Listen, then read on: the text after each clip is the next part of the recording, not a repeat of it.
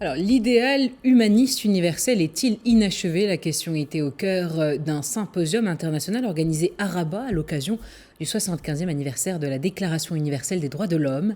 À l'ouverture de ce congrès, Sa Majesté le roi Mohammed VI a adressé un message aux participants, message dont la lecture a été donnée par Amina Bouayesh, présidente du Conseil national des droits de l'homme. Et dans ce message, le souverain se félicite du choix porté sur le Maroc pour abriter une telle rencontre. Sa Majesté le roi Mohammed VI appelle à un sursaut international pour rappeler un engagement universel en faveur de la protection des droits des individus et des collectivités, et plus particulièrement de ceux des catégories en situation de précarité. Je propose d'écouter l'ambassadrice de l'Union européenne au Maroc, Patricia Lombard-Cussac.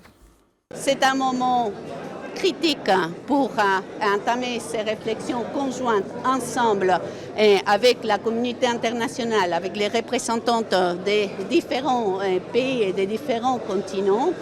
Et depuis, nous célébrons le 75e anniversaire de la Déclaration universelle des droits de l'homme.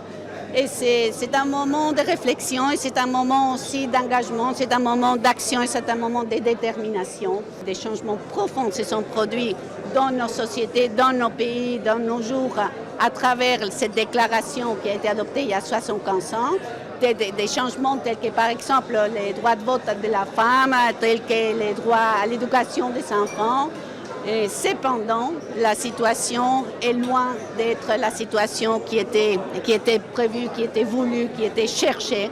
Et les défis sont énormes. Il y a une tendance négative dans les droits de l'homme, dans la protection des droits de l'homme.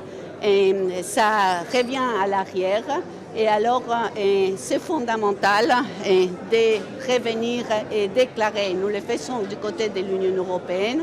Nous réaffirmons notre engagement pour la défense et la protection des droits de l'homme d'une façon universelle et nous le faisons avec nos partenaires, comme le Maroc.